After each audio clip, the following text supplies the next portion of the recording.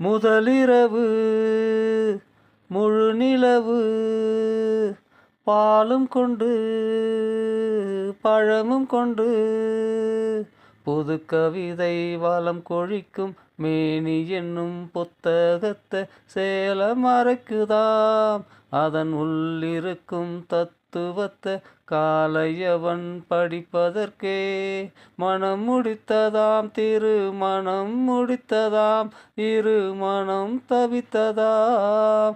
பாவையவள் மேனியெங்கும் 10 விரல் யாத்திரையாம்.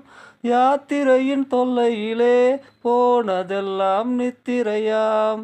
காலிலிட்ட கொலுசு கூட உரசையிலே ஆணையிடும். காலிலிட்ட கொலுசு கூட உரசையிலே ஆணையிடும். முதலிரவு முழு